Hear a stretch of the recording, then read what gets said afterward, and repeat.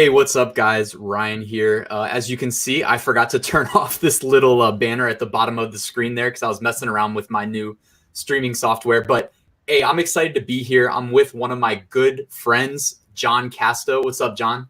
What's up, man? Thanks for having me. Hey, man, I'm glad you could make it. We've been friends. We've known each other for over 10 years, man. How crazy is that? It doesn't feel like it's been 10 years. I remember some crazy times when we lived together and before that too. We won't go into those today, of course. We don't need to share any stories about that, but John and I did actually live together in college for a year.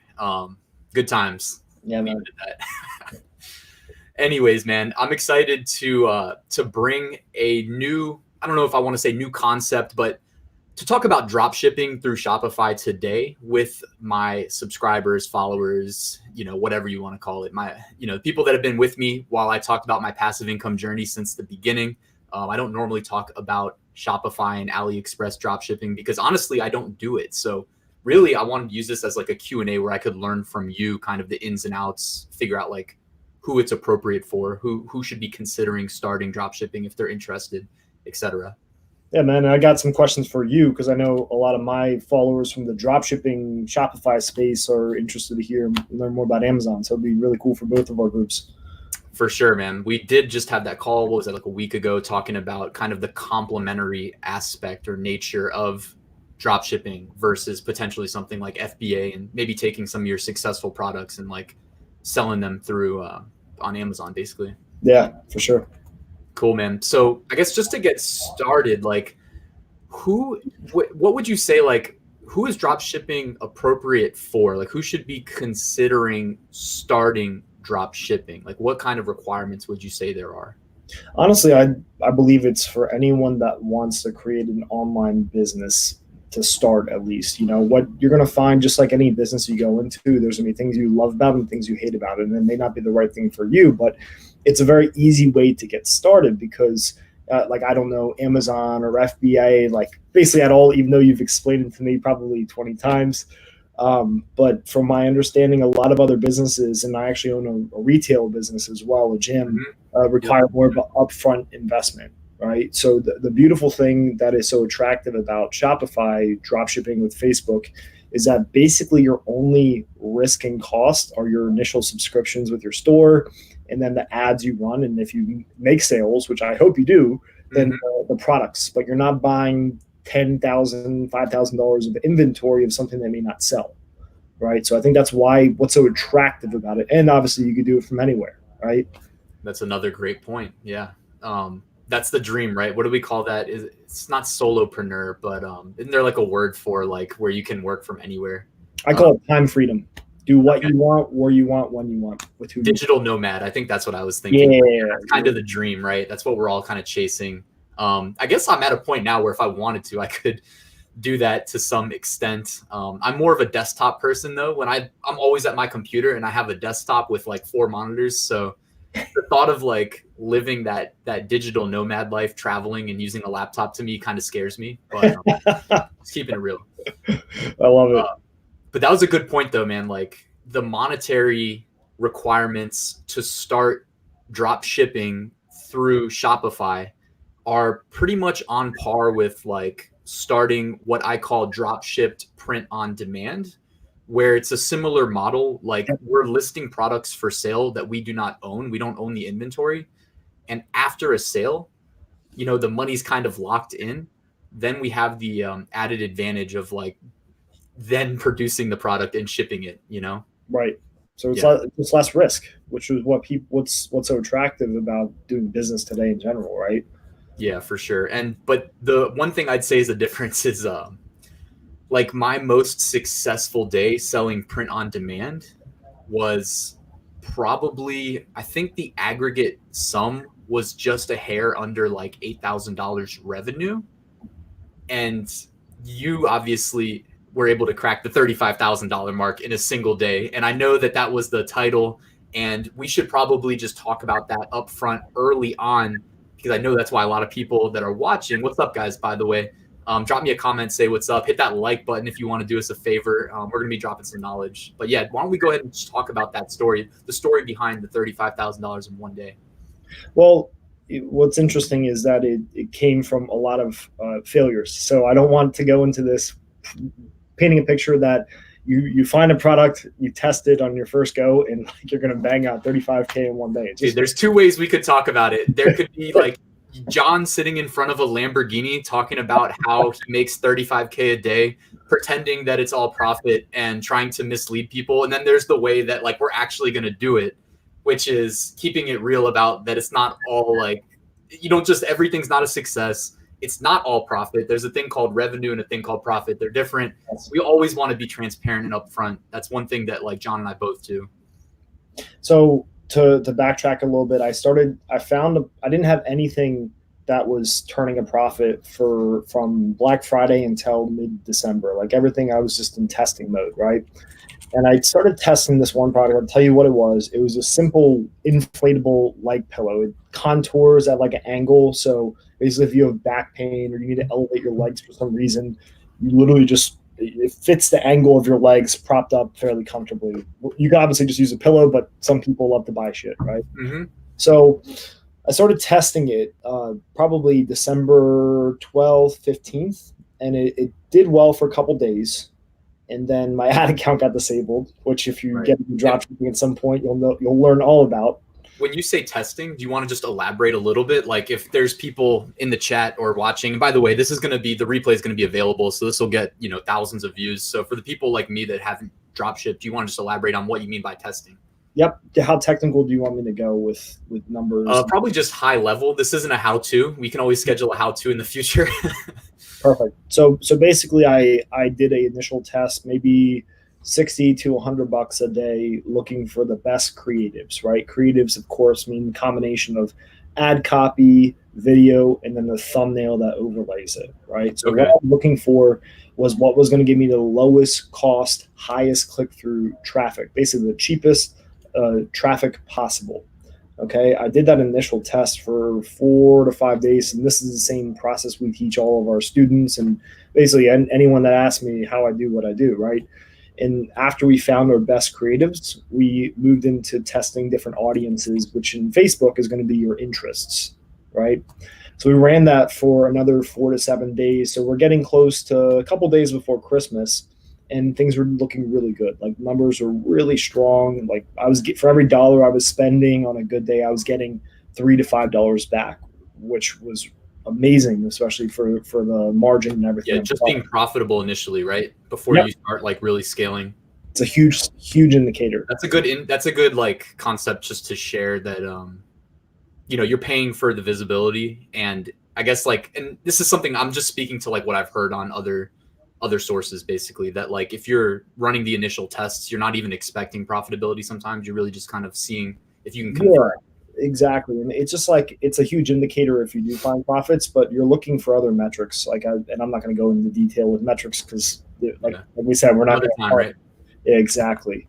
But things looked extremely strong. And then actually it was the day before Christmas. It was Christmas Eve, and I was like, man, I was chatting. I've got a WhatsApp group of a bunch of other crazy gunslinging drop shippers, and I was like, guys, like these numbers, you gotta get me in that group. I will definitely add you in that group, man.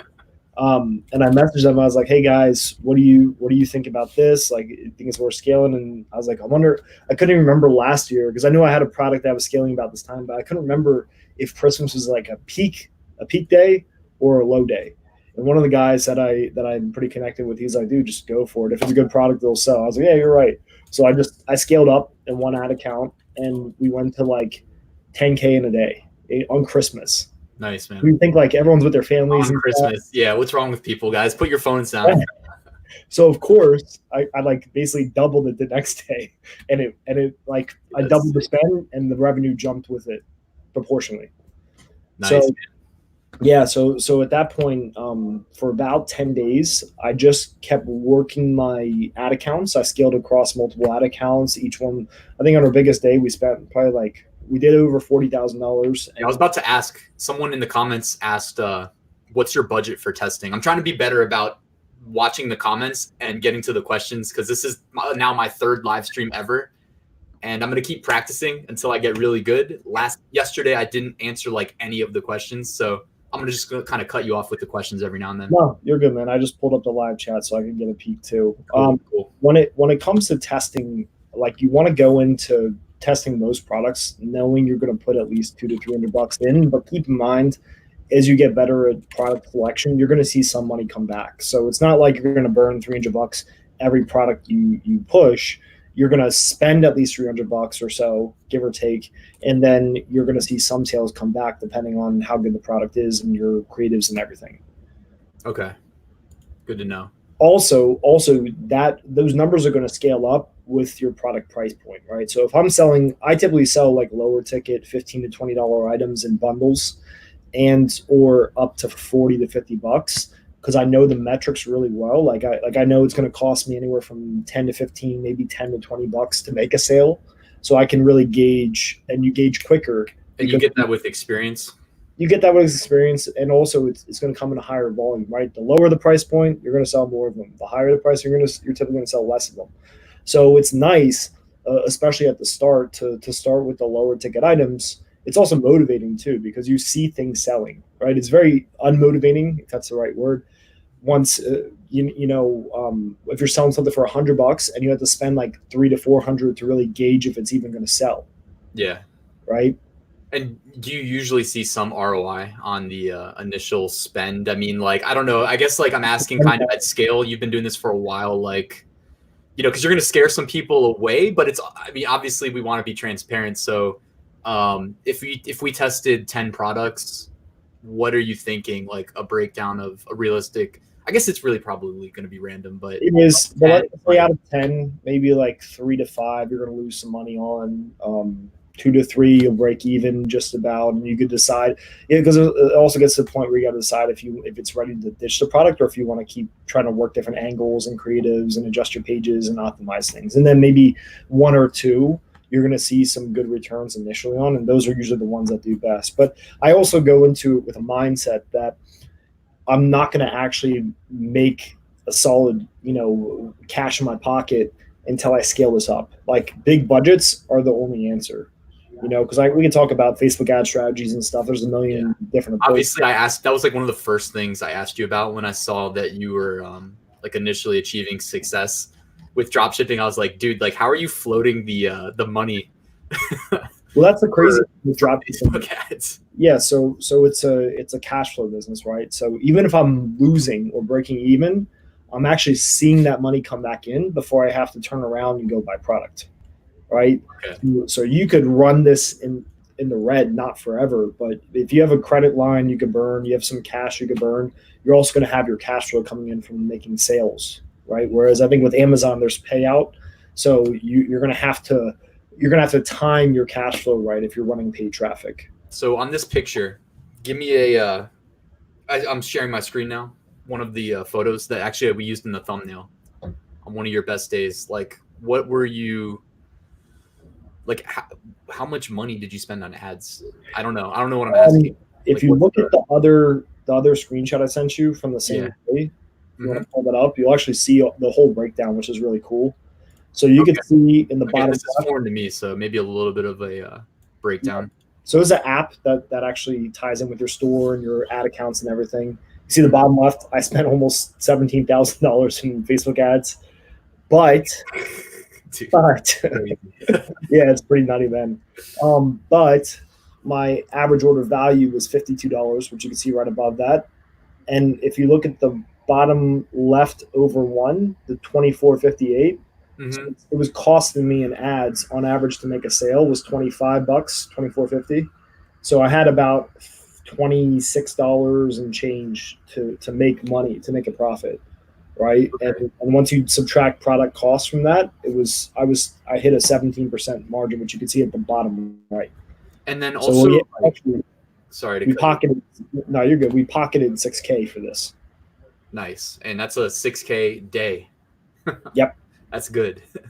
I think anybody would be a real $6K day, not an inflated $6K day. Yeah, I'm pretty sure that's if you could do $6K. I'm pretty sure. What do you only need like 3,300 a day to be a million annual income. So, but to be fair, in dropshipping, realistically, it's not fair to put that expectation on yourself because it is going to have high peaks and valleys, which is something very different than Amazon, from my understanding.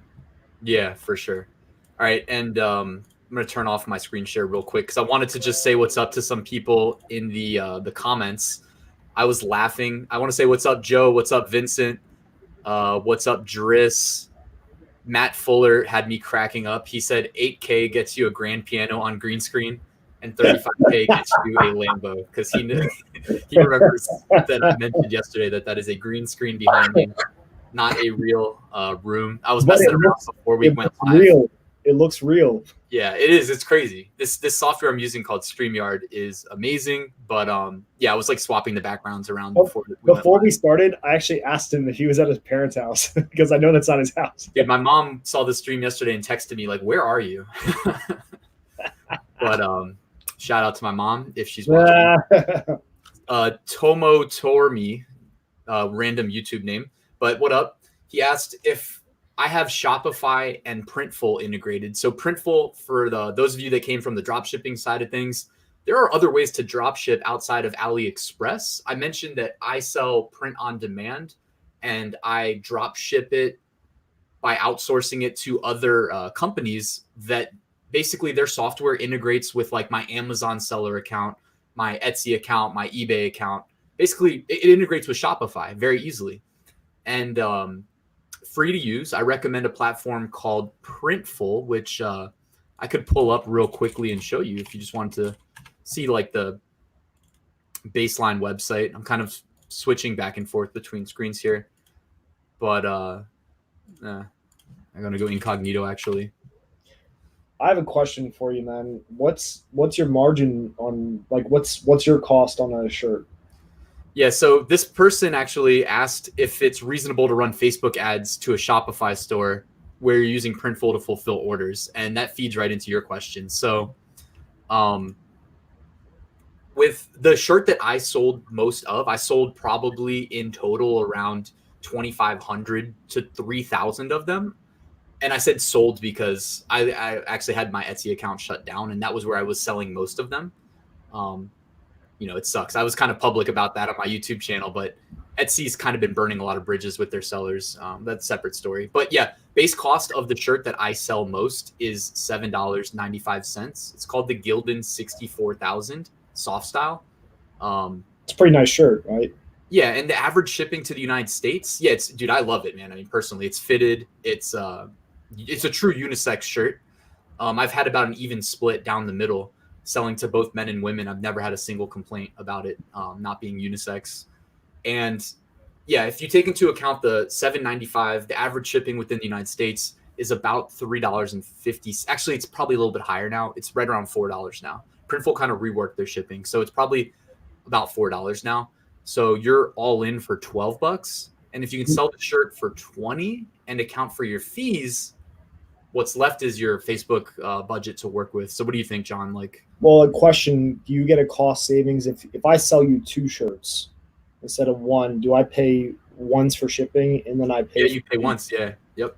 So you can make it work. What I always say, because let's call the shirts a lower ticket item, right? Because they're going to be 15, 20, maybe 25, $30, depending on what the shirt is.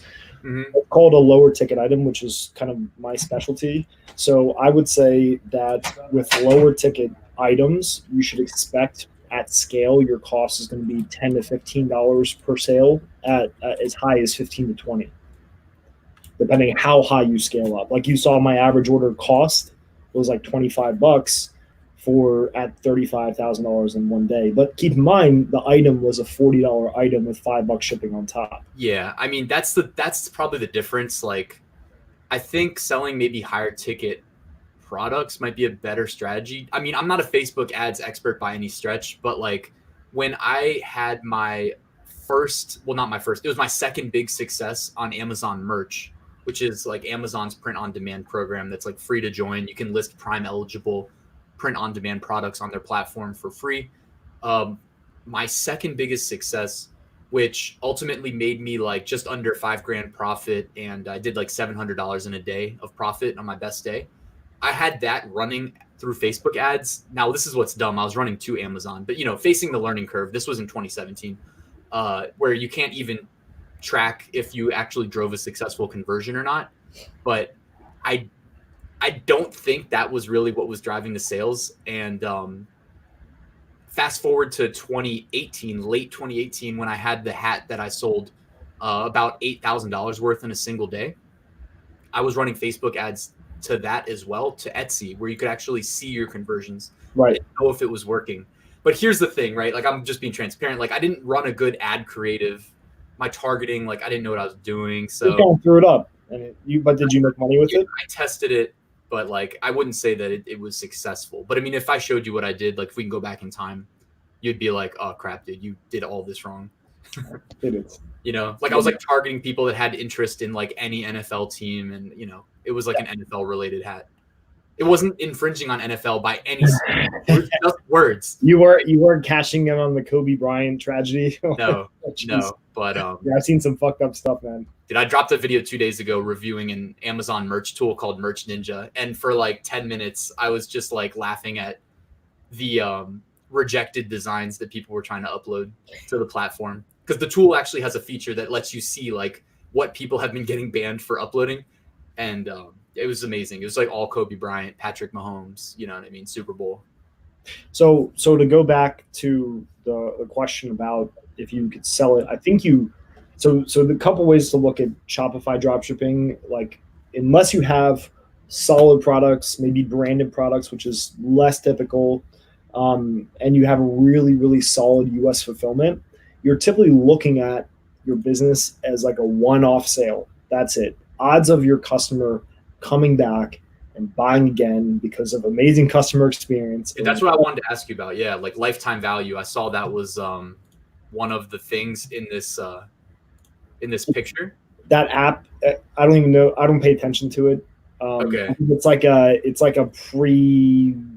So are you able to bring people back though? Because I see your average customer lifetime value, assuming the app is reporting correctly, is only 20 cents higher than your average order profit. So it's not.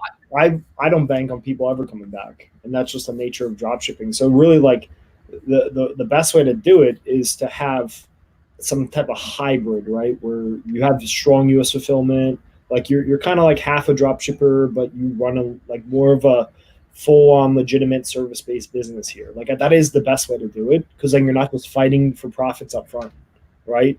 So to answer the question about the Printful designs and if you can sell with Facebook, I think yes, you actually could. So maybe that first sale, you like break even, or maybe even lose a couple dollars. Yeah. But if you have the advantage of a solid product and strong fulfillment, you have that customer to come back. What if you find winning products in the same niche, man? Then you could, like, you know, add them to your mailing list and try to like bring them back with a coupon and whatnot. Exactly. So that's the stuff that gets me excited, man. Like, but that's hard, man, and that's what you put the time into, because it's effort, it's energy, it's delayed gratification, but it's business. That's real business. Versus, I think of dropshipping as when you're like traveling to like some country like Italy or something. There's like the street market, and you're never going to see that guy again, but he tries to get a really good deal with you, like, and that's it, and you're gone, right? Mm-hmm.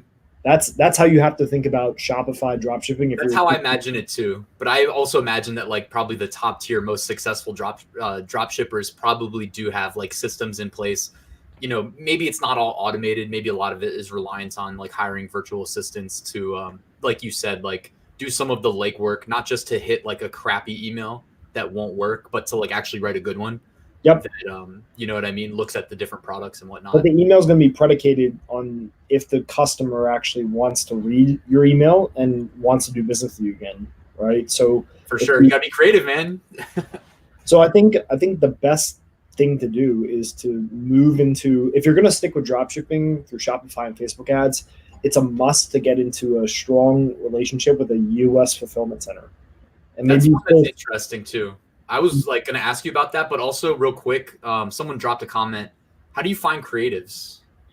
So you can either grab content throughout the web, through YouTube, through, you know, Aliexpress. A lot of the products now, they're actually putting together some decent videos that you can chop up and mix in with other content. You can make it yourself. I've made product videos myself. So that's one way to do it. For thumbnails, I literally just do Google searches, and I've got some pretty cool methods and angles I take on that. But it's nothing complicated really. But when it comes to videos, always I find typically work best unless you're selling apparel, for example. Like if you're trying to sell the benefits of a cosmetic or like a hair serum or something like that, you need a good video, you know? Yeah, for sure, for sure. I remember I asked you about that actually like a week ago or so, and I was surprised. It actually makes sense too that they would like help people that are selling their products for them with some good creatives. Yep. One thing I do want to say now that we're talking about kind of like the evolution and where you need to go in this business, I have a belief after doing this for several years now. And prior to that, I was helping brands do this that were US based and doing their own fulfillment and everything. I believe, especially today with ad costs, and if you stick with dropshipping in the traditional model, you're not going to get more than typically one sale out of that customer. I believe as a Shopify dropshipper, once you get your feet wet, you find some success, you either need to lock down US fulfillment and solid sourcing from China and have all your systems in place if you want to continue to win in this business, or you need to go the CPA route. And I don't know if you've talked much about like CPA affiliate marketing. That's basically drop shipping without having to say again. Aren't the margins slim? No, man, but it just depends on your network, right? So like I'm working with a network right now. I'm starting to do some CPA marketing, and the payout, what I get paid to help to make a sale on their site. So if I drive traffic to their store and I get them a sale, the payout is actually higher than I would make selling the product myself. Because they've done the other thing that we talked about where they've stocked up the product, they have good back-end systems, they know how to get that customer to buy 3 or 4 times as much. So I'm gonna ask too, like, what's the like the Aliexpress for finding US based suppliers? With Aliexpress, if you actually pull up like, is there a website that's for pull up can you pull up your browser right now and I'll show you? Yeah. What's the website? Just go to aliexpress.com. I'll show you something pretty cool.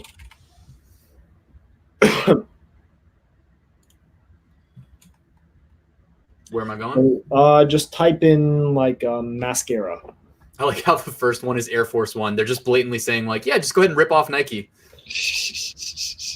Mascara. I do not know how to. Oh, I did good. I spelled it right. Don't worry, they got you. Now, if you go to filters, I can't see the. Let's see. Ships from. See where the drop down was ships from. Go, keep going. Ships from. Right. Do US. Oh crap, dude, that's crazy. Click on the first one. The first product? Yep. That thing my buddy did like $1 million in a month with like 15% margin, by the way. Damn, dude. So and it's pretty interesting. Look at the cost comparison. So one unit is going to be anywhere from $1.11 to $1.97. So hit China first, where it says ships from. So it's going to cost you, and then go down to where it says to US. Wait, why is it what? I'll show you. I'll explain everything. So hit China and go down right there. That right there. Hit that, and then hit ePacket, the third one down. And why are ePackets costing? I thought that they were free. No, I'll explain it. So hit apply. So basically, this is saying that it's going to cost you $2.63 for shipping to the US with ePacket, and then about $2 a unit, right? Okay. So this is how the low ticket game is going to work when it comes to shopping. This gets it to consumer. Exactly. So this is going to cost. You could sell the first one for $15, $20 with shipping, and then you've got a $15 margin. Then the second one, you maybe sell them for $13 a piece, so you charge the customer $25, $26, about $30, $31 with shipping, but your cost only goes up $2. So your margin actually grows, right? But just so you see the difference in the fulfillment, now click the US. Sorry, I just set up a banner pumping up your Ecom Wolves Facebook group. All right, US. So now your shipping costs went up $2, but actually not even $2, like $1.50. And your fulfillment time is now 4 to 7 days. Would you agree that is totally worth paying the extra $1.50 for? Well, that's something that you would know better than anybody because you're the one that has to deal with the 100%, man. return rates and the complaints and Your whatnot. chargebacks, your return rate, Chargebacks, yeah. all the headaches. So if someone were watching this right now that is either doing drop shipping or thinking about doing drop shipping, the best thing to do is to find suppliers with the product you're testing or scaling or selling right now with this, and or if you don't have something that's working yet, go these channels to find uh, suppliers based out of China that have the option to bring to US on your behalf without charging you up front, because that's going to put you in a position to get your repeat customers, to cut down your chargeback rates. You may make 5 to 10% more by shipping direct out of China, but it's going to cost you maybe just as much if you have slower shipping times or a less consistent supplier. The one thing we want to note, let me note one thing here too. About half of these fucking suppliers, can I cuss on here or no? Yeah, go ahead, man. Okay, half of these fucking suppliers are lying to you, and they're not actually shipping out of the US. They just list it. So okay. That's good to note too. Test it. That's the most important thing, is test it. Do a test for yourself. It costs you $5 and it could save you thousands. So when you say test, you mean like sample order, kind of like how you do for FBA, like order one to yourself and watch the shipping time, see the package it comes in. Exactly. Yeah, that's good advice, man. I agree. And so the long-term game is not with like a simple click. It's with testing it and then working a relationship with this person, because you're not going to want to sell that product forever. Typically, like when you find a good product and you scale it, it's going to have about a month of life, right? Like at scale, before you burn it out and competition jumps on. So a month on average, you'd say? About a month, maybe a little bit longer. But if you don't scale it up as aggressively and less competition comes in, you could ride it. My business partner, he's been still selling the same product for like 6 months at like 3 to 5K a day with like 30 to 40% profits. And he lives in Argentina, so he's actually a fucking king, right? So yeah, that's like making like 5 to 10K a day US. Yeah, that's the true dream. Guys, that's a good note, man, because this is an international audience, by the way. Like, we've already got people here from France. What up, Curtis? And yeah, I mean, like, I've definitely paid attention like a lot, and I'm sure you know too. You've got your Facebook group, so it's good to note that like this is open to business internationally. That is a common question I get too, related to selling on Amazon, which is like one of the biggest things that I talk about. One of the common threads, you know. There's more challenges with Shopify. Well, I don't know if there's more versus Amazon because I don't know Amazon, but there's definitely challenges that getting in is hard for people internationally. You need to have a business entity. You need an ITIN number. I don't know how difficult that is to get. If you have a social security number, you're like gold. Like you're set. But you could definitely make it work in other countries. It's just you're going to have other challenges. It's unfortunate. It's just a reality. Yeah, and the tip about getting like a, you know, most people don't want to hear it probably, but it's like one of these things that's just kind of true. It's like if you can't get accepted into a program like Amazon Merch, Amazon KDP, Amazon Seller Central, you know, they're all different kind of entities and they all have application processes. And it could even be like Etsy, although Etsy seems to be more open to letting international sellers in. But like, you do have options about registering a business in the United States. It is costly. I am not an expert on how much it should cost, but I did but I do have a recommended law firm that specializes in this. I had a bunch of calls with them, vetted them to make sure they're good. And they have basically turnkey services. I'm like looking over here at my blog. I might as well just pull it onto my main screen and show you where I'm going. But they basically have right here on my blog, join Amazon Merch as a non-US citizen. That's cool. You got that set up, man. That's super. Yeah. And literally like they, rather than go through the steps, I think, yeah, that is it. All right. So each of those buttons, basically, this will get you the tax ID that you need. That's like the biggest part of getting rejected during your application, having a tax ID. That'll be associated with your business entity, not you as a person, because they can't get you citizenship. They'll get you a US bank account and your business. The all-in cost, I think, though, is like $1,200 US, which is, you know, that's also got their profit built in. So if you are like a lawyer or something and you want to try to do it yourself, I'm sure there's avenues. But if not, though, think of it as a business expense. It's an investment. So, it sucks, but it is what it is.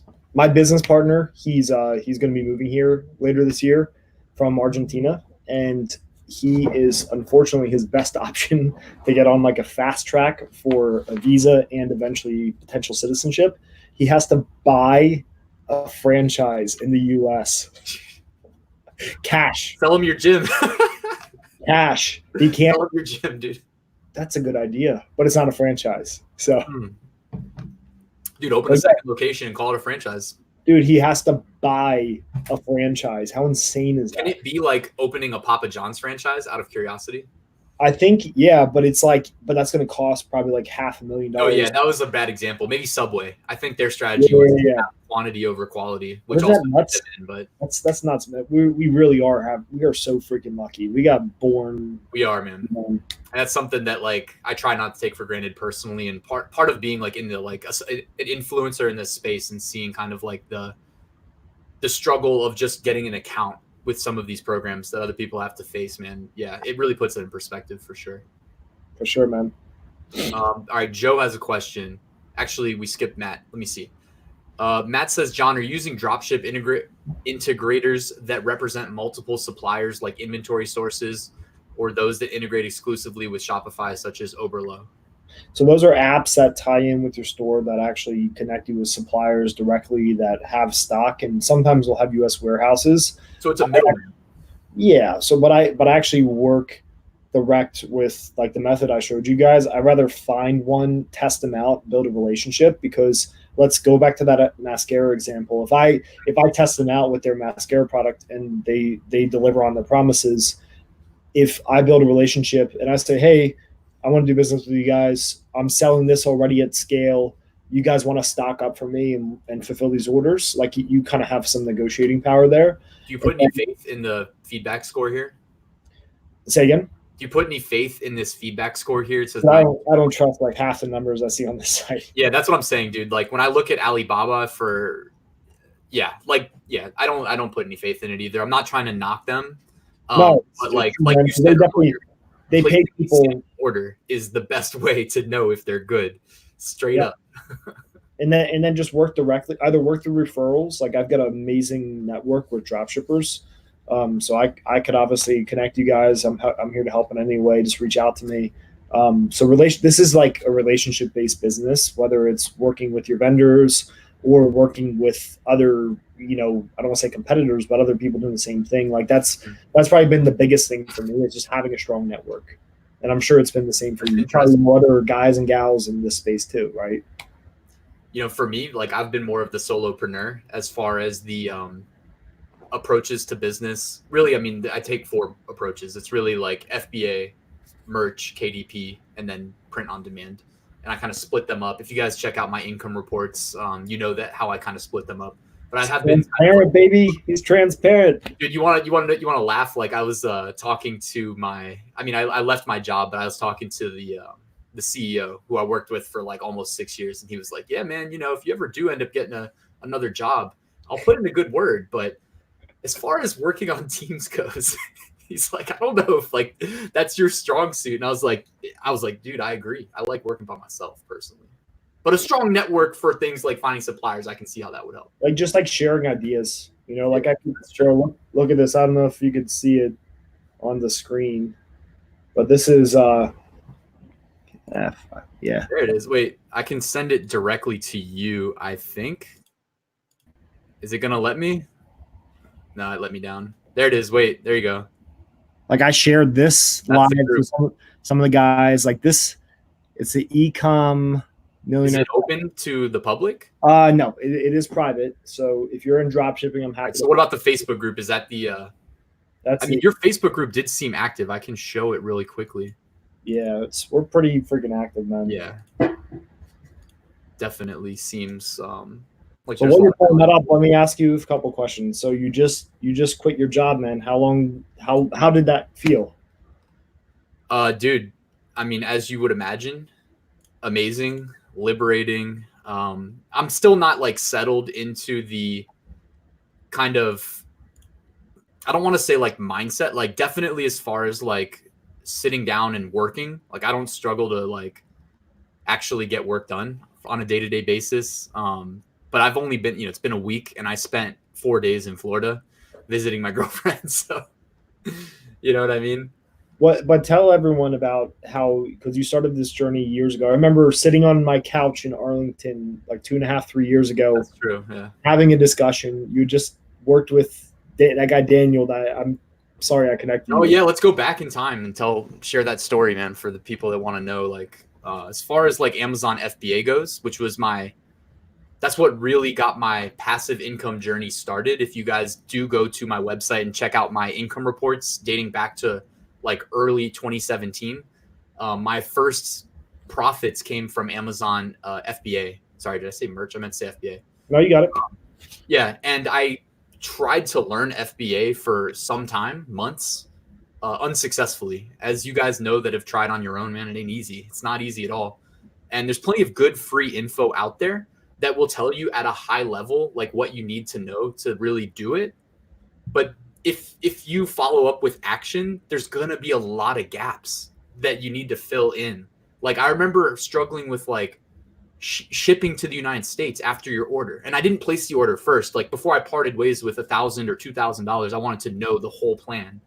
And I was like, well, how do we do shipping? Like air shipping was easy. The suppliers can do that for you usually, but that's twice as much money. I want to know how to ship by sea. And then I remember spending like 2 weeks trying to figure that out. It was absurd.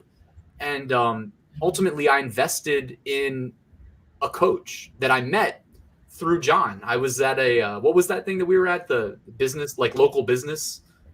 BNI. BNI. What does that stand for? Business Networking International. Yeah. So you were giving like a keynote speech at that event. And I came out to support that morning. At the end, after, because everybody went around the room, kind of talked about like what business they represented and whatnot.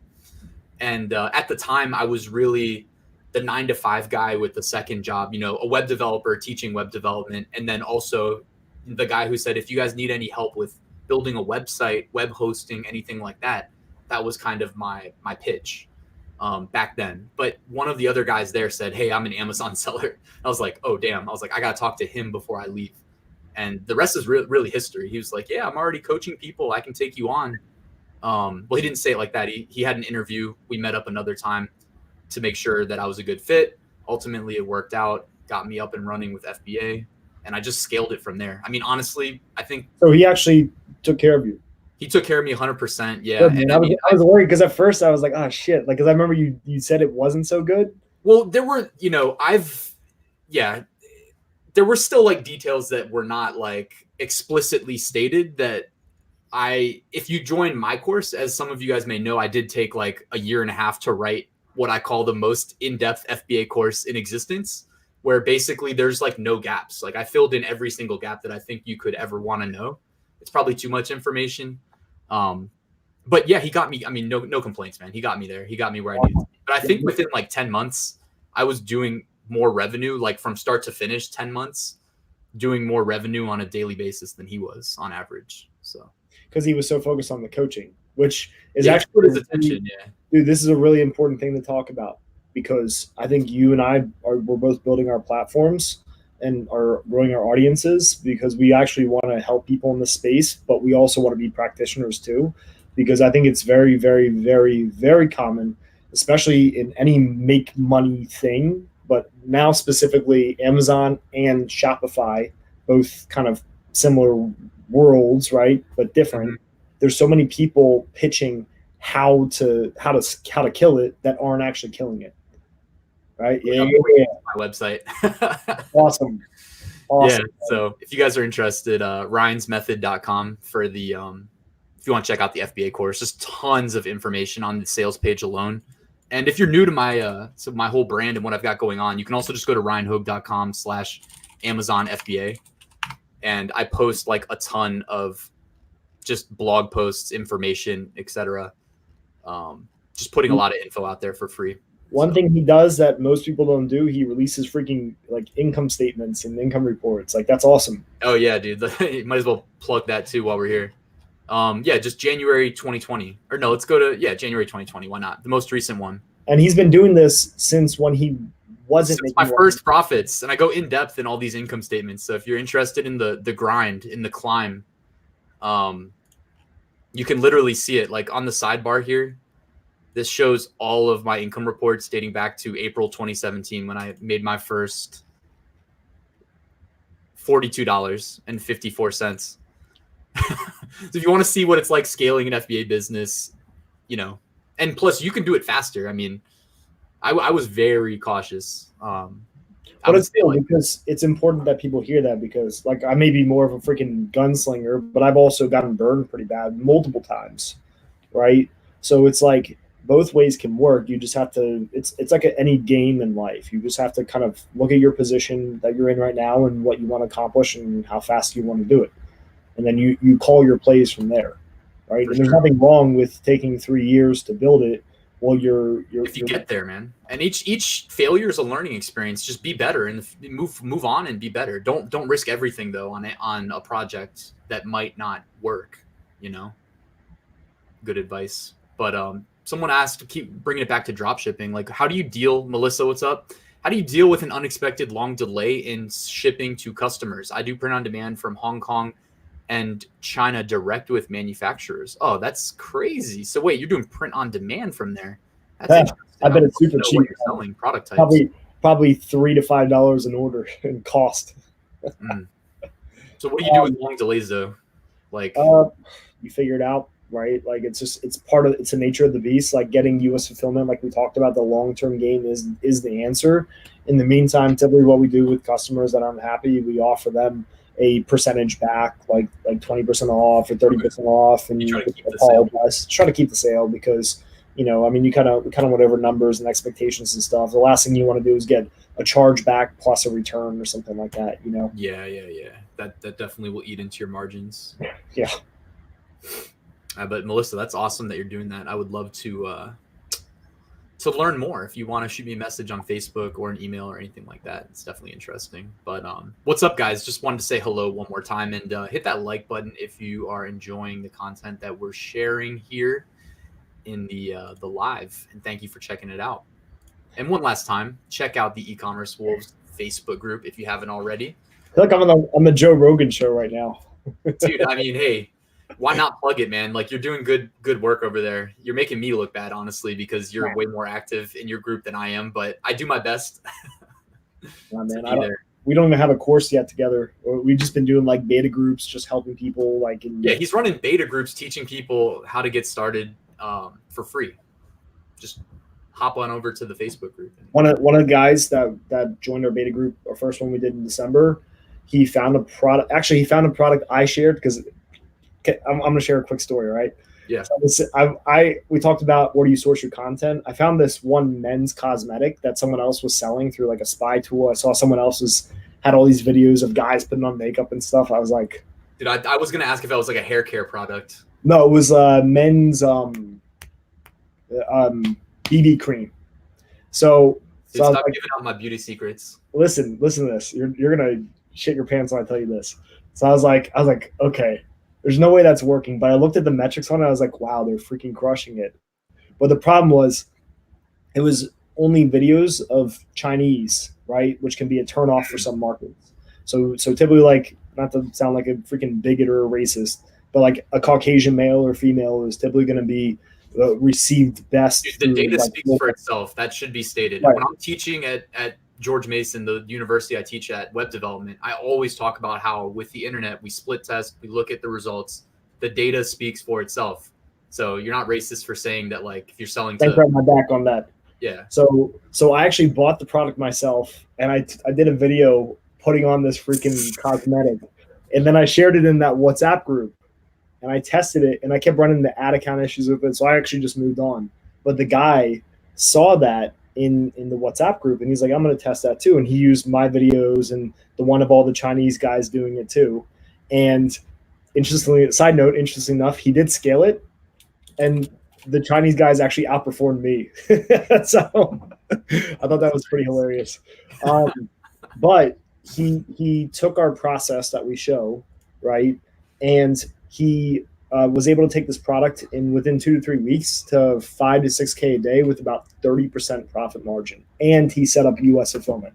30%, and would that be? I guess to someone like me, that's about average, high, That's low. and so once you get past like 3 to 5K a day in sales, like depending, like if we're talking like my game that I play, more of like the low ticket, higher volume, you expect, well, once you get over that kind of like 3 to 5K threshold, you're going to expect like 15 to 20% solid. If you get over 20%, great. If you get 10% like at high revenues, you're doing okay.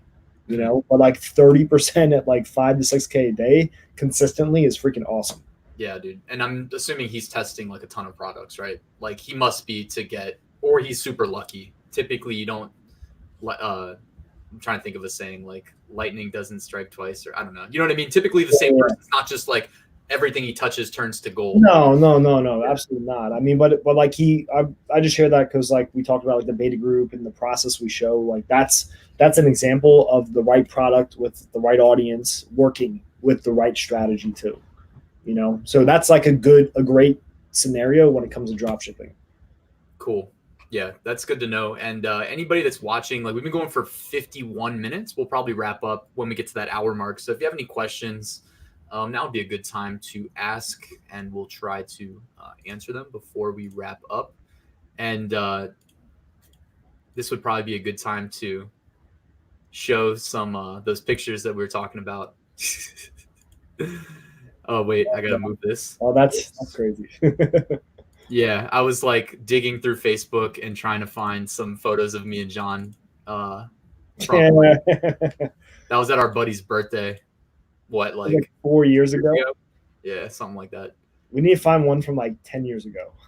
And dude, I know I wanted to find older pictures, but somehow they all got deleted when you got knocked off Facebook. This is the funniest one I could find. Back when I had a shaved head. Oh, that's funny, dude. That must have been 2008 or 9. That was a long time ago, and alcohol was consumed that night, as you can tell. Yeah. Looks like a Christmas party or something. It was like Halloween with whatever the fuck I was wearing. Yeah, but we have known each other for like 10 years, so that's that's the best I can do as far as proof goes. Dude, all of our fraternity brothers are gonna watch us and be like, I didn't mention we were in the same fraternity. You weren't supposed to say that. That's got a negative connotation. Darn, man. Oh well, secret's out. But yeah, I mean, as far as that goes, like, roommates, fraternity brothers, and obviously like shared interest in e-commerce, business, whatever, entrepreneurship. It only took me 10 years to convince you to quit your job. You know what, man? About 10 on the dot, probably. For what it's worth, like you quit your job while we were still living together. So you were a year older than us than me. I think you were home, right? I just walked in like an afternoon or no, late morning. You're like, what are you doing? I was like, I just quit my job. Yeah. It's like, dude, why are you here? Yeah. Not what I recommend everyone does, but it's what I chose, Yeah. Yeah, man. So no questions so far. By the way, the replays are going to stay up, so you can always just drop a comment on YouTube, on Facebook. I'm actually streaming to Periscope and Twitch. Part of this like stream software lets me post videos to up to like 5 platforms at a time. I want to stream to LinkedIn, but like you have to apply, so I dropped an application. What's up, Richard? Periscope is still alive? Apparently it is, but as soon as I get accepted to stream on LinkedIn, I'm going to start doing that instead of Periscope. I heard LinkedIn is like the next platform that's going to be exploited and blown up. Dude, it's already been, man. I think they're called pods. I saw this on a, if anybody's still watching that knows like CoffeeZilla and Mike Winnett, they're 2 people that go after like fake gurus, the guys who sit in front of Lambos and like are full of crap. And they do like takedown pieces and whatnot. And Mike Winnett was like, I mean, that's not his real name. It's like his alias. I think because of something to do with like his original LinkedIn account, he was one of the like original massive LinkedIn influencers. And somehow he like got in trouble or got like kicked off, or maybe it was that when he sold his online digital education business, he couldn't use that name. But like he talked about, I think they're called pods. And essentially it's like groups where when you post stuff, you all back each other's content, like, share, comment.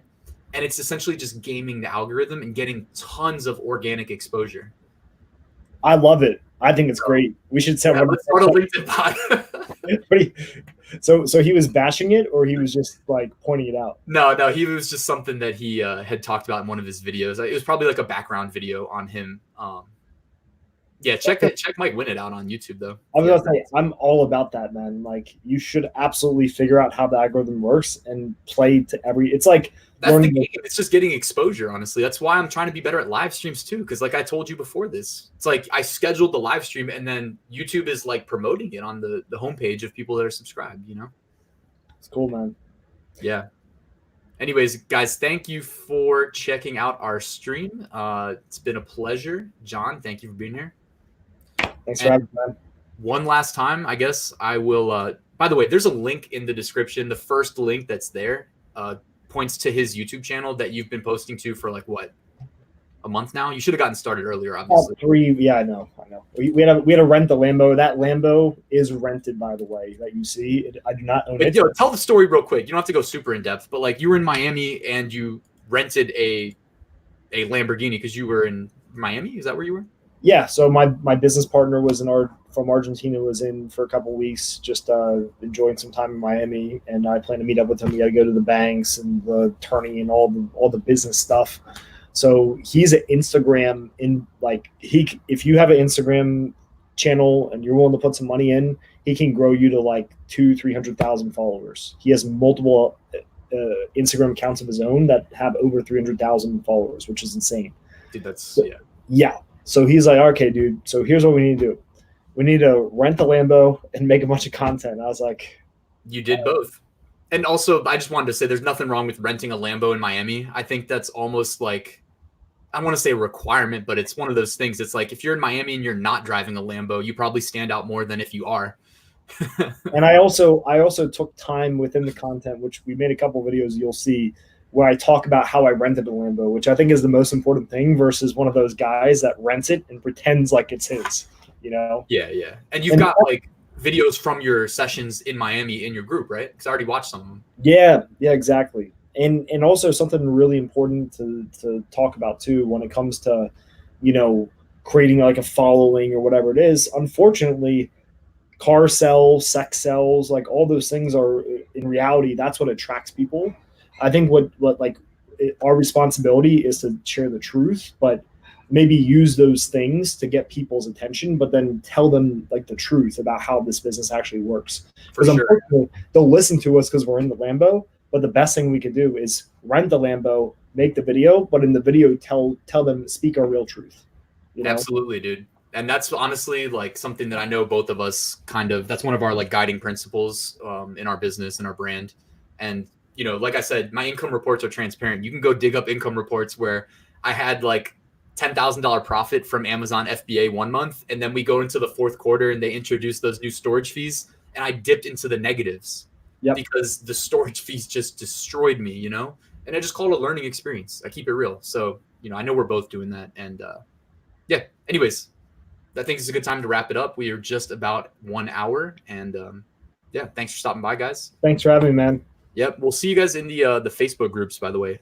Say what's up, Ryan's Method Passive Income and Ecom Wolves Dropshipping. Sorry, Ecom Dropshipping Wolves.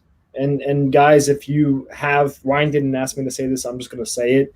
If you are on the fence, if you've been following him for a while, if you've been thinking about doing any kind of Amazon business that he has built these courses on, like, he's the most transparent person I've ever met when it comes to making money online, specifically with Amazon. So like, now is the time to take action on that, because I know for a fact, my only regret in dropshipping is that I didn't do it a year before, when it was probably 10 times easier and less competitive, and I could have made more money with it. I hesitated. So if you've been thinking about this for a while, like, I'm actually here today, like the universe, God, whatever you want to call it, has put me here today to tell you to do it. So Ryan, do you have any sort of like promo code or incentive for them to jump at one of your courses today?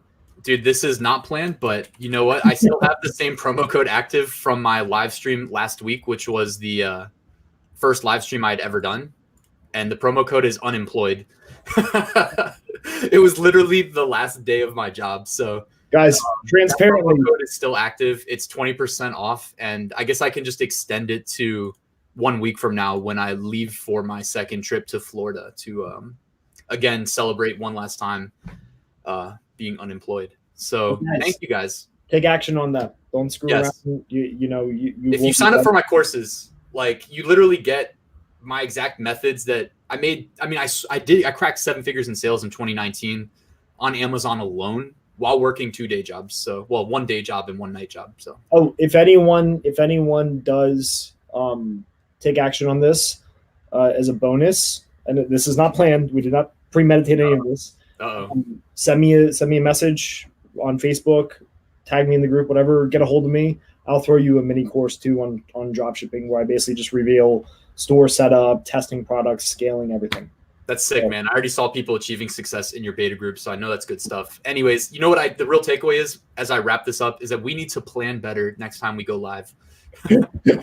So we can have a ECommerce Wolves coupon code. Exactly. So that we can have like something put together. But anyways, guys, I'm going to wrap up. Thank you for checking it out. We did 1 hour and 40 seconds. That's pretty damn good. All right.